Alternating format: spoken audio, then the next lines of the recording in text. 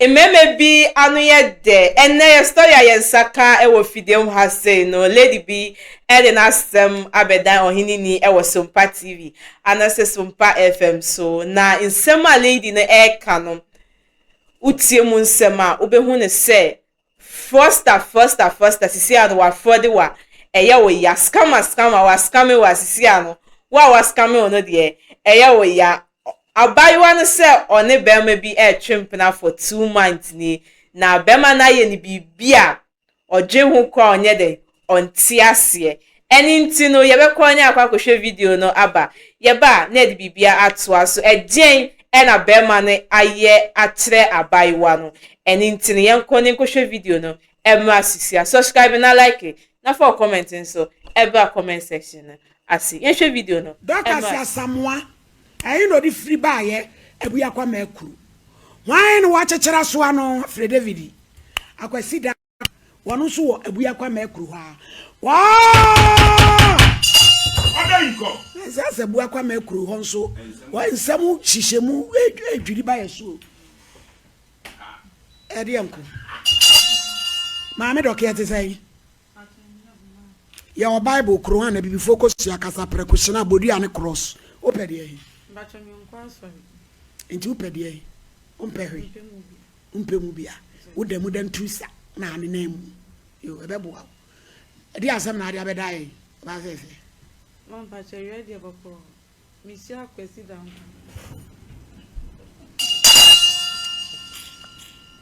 maleti usi ahwan eti musia mema moble ade a chie ya ba dwuman se bi se mu se ya ade bi obi akohia obi yo tie o usi ahwan kabra dan kwa usi anu yi icha no club pass club ba chai clubbing ye pie no you ka say nti ye hu ho na edidi nkomo sa na ese edidi ye hu nkomo na ebe wie se dating ma ne so na kasa egia se salametu esiusi edu ana ebe wie date na yete wo nti yete to na yese na mi nsu adwuma Musa me se me yete na me se mpese mi sua adwuma na ode me kwotu adwuma tadwuma mu wana yese na me ado me pon me ho ti me kwaji loan senka no kobie container ne kwaji container yete to wasa afa de wo kra me se wo konu krom ami so wo mo amne nken kwaji loan na wo support me kakra no kodi machi ne kwaji loan se kwaji 120 million na ye kwaji loan be to dem ho kra me se wo tu kwan wo konu krom afi konu krom me friend na wo mfa am me friend sister ba ko me friend sister say and the me nwan so so ni me agya me se da bi enya ye wakra se wo ba ni krom no wakra me se wo ba ni krom ho ntimi net wo kan je me se ye jai and was say ni me nwan ba be ware o man da ye me yakra ni say so wo kwa en say scanner ye kwaji yan boost loan ye kwaji yan watam scanner de ko sikana wakobo besia so de bebo container no wa fe sikana de ko afra dance lumba boka yo asem ni si da bay ma 2 weeks kran ni wa fe sikana ko afọ scanner ko na friend wanya no o friend na wa fe block me number na ade nso no wa fe sikana o so me net dem ho obi anka me ho wo dem ho mi nu ko net wo edan ama efi ama han aya han dia bom pa wi asmo wa fo bi bedu fall ni na twempena oni ne tira manya sai 2 months mu en ana da boy na wa boda mo ana 2 months mu ana woni ne tena ye en wa ji scam na kukuru scam de ko say on na din to mi ke bi obebo wa mi tin mi ke bi na 2 months na na wo de wa to adwa na wusua dada na mi sua ne dada na wo be pon wo pa chan edi asemuni na de na be my sister we share ni 2 months pe na wo study na ne ko tena wo dem de na no de na no simi de ne de wa wo kran ka beti ase na kwa amo abota my kra wa yale on hey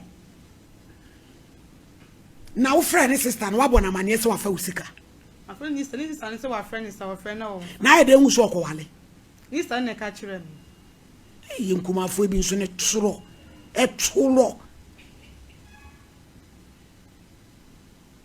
to kroba so no okono ma wo fena so wo sunwan wo fena wo so wo tamale wo fena wo so wo hen no ni particular wo Mr. Momo na munyi misika no. Esa wade na owale na ye wo ya na ase. Madam misika na wa fa na bese me je ma. Na de hu so no fai. Ma mi na te dem obi anka me ho dem o ye me nu ko na te dem o. Abi je mu friend ma ye. Kwasi hwan. Kwasi dan kwa wo se da kwa no. Se bi awale na okowale na hu ya na wo de keka dia. Misika na meji. To je na wo na tena na wo je no maja. Onko wale. Why di adwuma? Boy, no idea, Juma. Why is coming? Why they? Why is coming? Game Boy. Game Boy. I Abraham Panunsun, dear Juma. Brantin said the more, almost more near Brofo chat. Nasani, I know the country Vita Cotovi, and you just went. So, Munana would tell them Bocron. Abi Joanna was so giant. One year of banning and Jomu to tie from him. Hey. Abraham, why is your bench radio? My lady almost through. There be some pena. What do you cook on Sika a day? Sika wakoje besia. Ediko any container. Or Okawana money in the Cosan. Nasani any pen on no batch in be.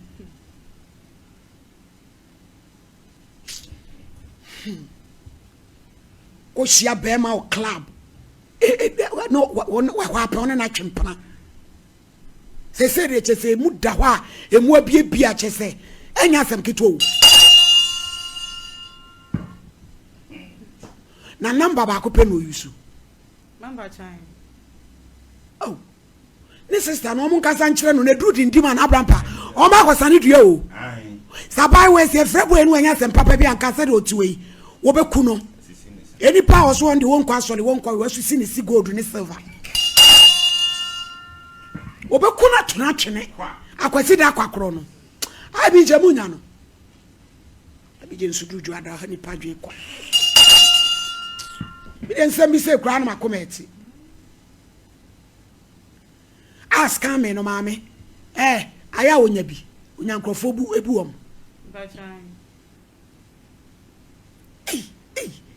Game Boy. Now the answer to your friend 419. Omo so zan crofo no. Say we and so no ni. And no so ne 419. Sir. Na we ni do omo so omo ne abrofo na chat.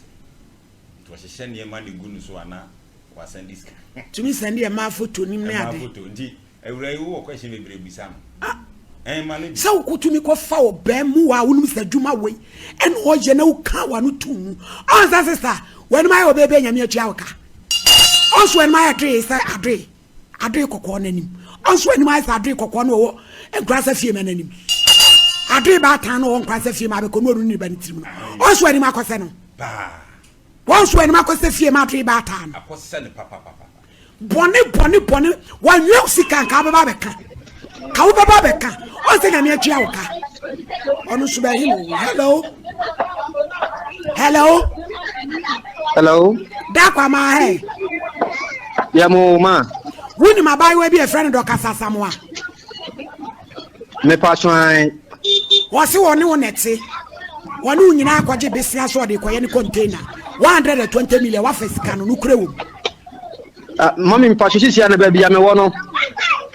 En shada nyinti misra wa mama me mele kakre me san fro sisi mi gina ye na ma fro sisi ya yo mate me dase na sra fra wai na dia bai wa ne ke kana twetwe aso minister mane enfremi is the champo brem no mfre say ono a o kasa na ono a it is say 2 months na I say agire aguse no ti so hu se wonyama abede ana apostolo motu waribi I will lead ya eniama na de so nsam mebo Daddy Ashon Sahomeboa. Would I want you to know?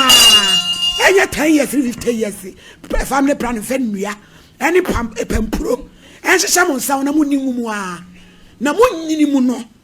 I will need pepper and a mobile repair or nini. That's it. Kofa dadeɛ sha onsan posulomo ho ahwan ni ho ahwan. Abawa bi abɛhyɛ bi dadeɛ hyɛ ne sa ho. Ɛnyɛ dadeɛ akampuro. Ɛhyehyɛ mo nsa ho. Ɛna mu di gumu, ɛna mu di gumu, ɛna mu di gumu. Free range, ɛna mu di gumu. Na mo de mo. Me se champo. Kwa ho man so e. Na me de me nyi ni so obetimi adi bonus. Eja da kwa. Madam. Me say abawa wunim do kasa samwa no. Me patron a me nim. O se woni wa twempena 2 months ni. Na wo hia no no wa bɔ ne container. O pon ne ho. Wana wakoji loan. Watam sika no 120 million. Ofra wo sister sa waba mu kro mu baba yi oba ho ade. Na de di kan eye no se wo koye oba bi ho ade. Madam we de se ni yin na enyim no. Sebe obi nyi ne bibi pa na obi so be ne bibi no. Na e wa ase. No kura ba wa ne minim no. Menene na atena bosumi minu no. Na menene ntra enim no. Enema bi a oyeye e na mama ye se no so ye den metam sense kan se kan de e wo me ho. Ah! Na chese wa first kan ampa. Sikan de wo me ho ba ma enye se bi a bone kwaso na emom no mo misa no se emra na menene te no. Emra na nema mu enye no. No ne efiewura na ye den. Epempra. Hey! But no kuleni enam se me no minni ba bi tinintino mankasa me ye din na me den. Na chese ni pa cho gina ho. Ga ni dan na wo ni tim.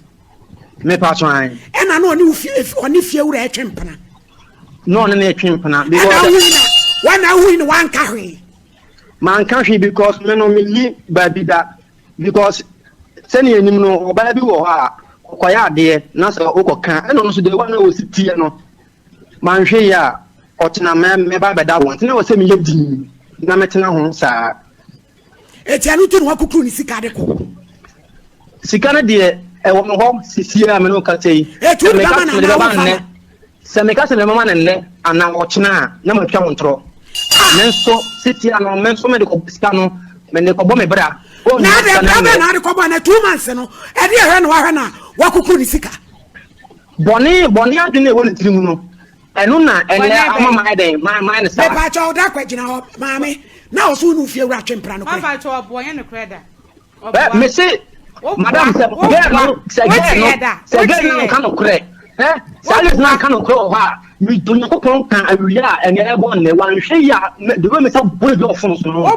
bo se ti e bo se ti won kan no wa ko hwi ba wo me boa me boa ene wo ne so wa wia na ebo me tia ba ba tua won so woka wa so de hwi ede nya akọ se ehe fa na le nya akọ se wo ukukuma ni ma o se na me tia ka sika na wo me ha unya ne ne untanya ne tina bega ka bia safa me ko wa bodam ene e cho be wo be yo bi tuali wo me mom na me dikan e fie wura wo me ne ote na wo sa ni e fie wura na ye wo ye da na wo ye na me choka wo ye na no kra ne ye pe kan ya no kra me se no kra me hu ampa cho ya no kra wo bua ampa cho ya no kra said wo ka se wo si utiase a wo sese papa no wo fie wura kro na ma ya no kra da se otna studio ho enya no kra na se enye no kra ho wan hwe ya again be ma boni bia hu mati akwan hu mati ma san na bia no bra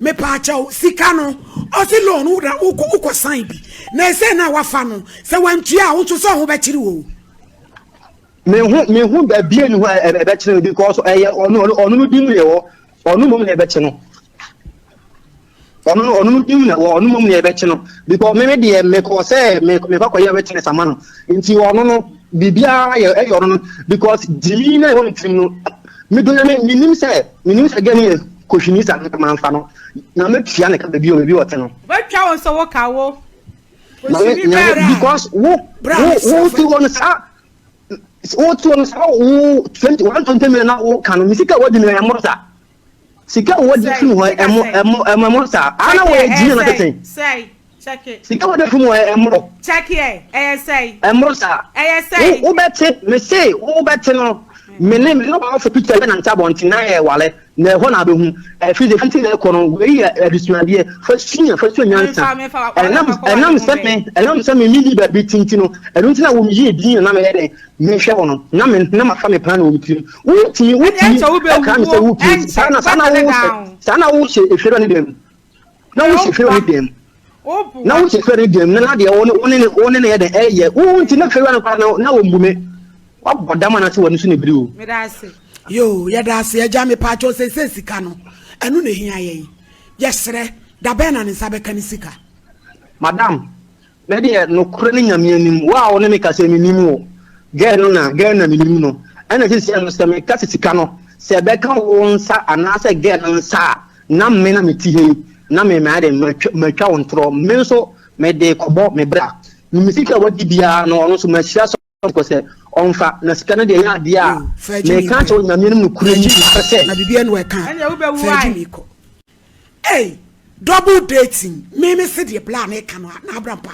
eye no kore man ba cha no kore na ye denju no de ko she ufiewura na ufiewura e de no hu wo ne no ko e mo kwaso wakasa eye no kore woni asem bi aka yo bremo e na de ya ndi agere e friend sister no na o kire ba bi a o wona ne say makavi mu di police for ko no because I am kwase asem na atam obi sika se me fe ma no eno an say wo mo me mpe yam friend sister no no kire ba bi wo niam police ko no ni anyini sika ma no tiawa na abram problem ma me he eye better so be kan okure ye so lu de ka ko ye ni fiewura na kasa abi je ni fiewura na kasa mi gina ho na wo papa no so 1 week bi ase wasi woni wo twempana woni ku woni yire twone wo twempana eno hu ya so akofa kromfo na be hedem se ya na papa ne kan yo wakofa kromfo abe hedem eno hu no de oni wagya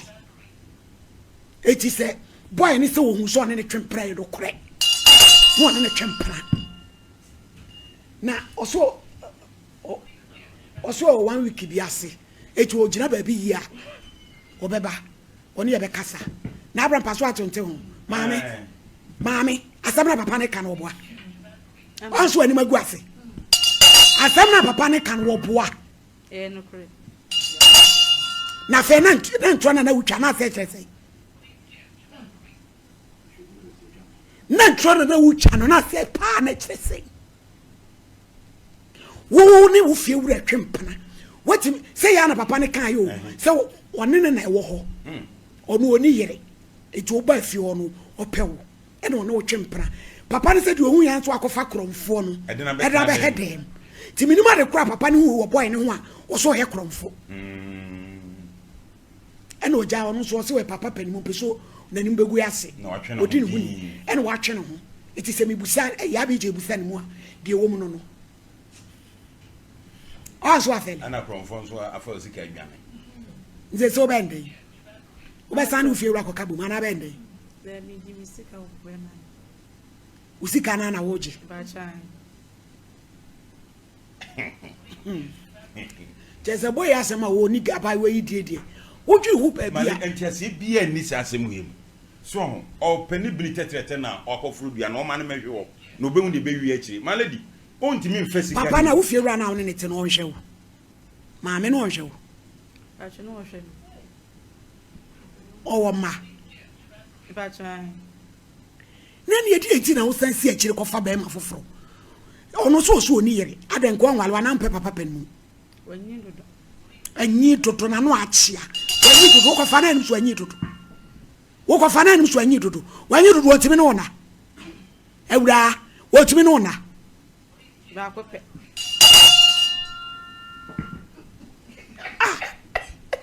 Valedi na dia kwasi aka fi di tuade ewure on utimi mane fa ba na wu mu na kakra za na wako sorry ken ko fa sorry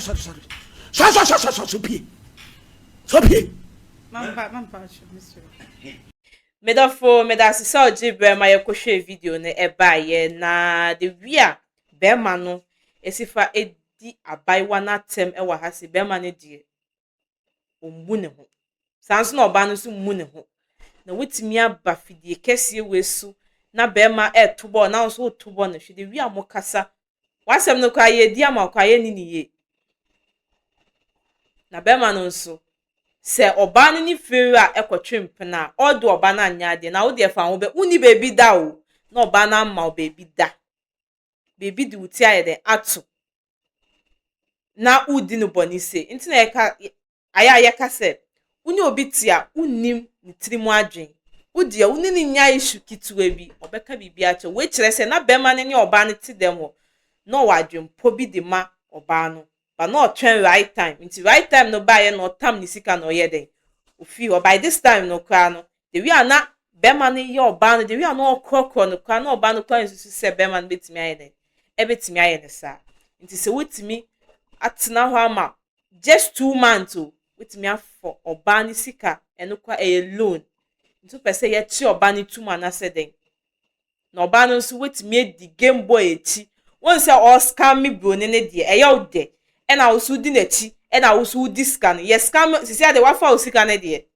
ene de wo de abaso mpa ha sisi ya mo na nkwaji osika ade nti na oye se edwuma no nka nchensu me boy anase me boyfriend me sere edwuma iwe ya wo ye de me ni nye ho nti aka opa edwuma se ye ya kebeboa so uguso ene ne nam ena o scam nkofo na osu di scan di uji scan di enti no ono so di ayede o di ahye weni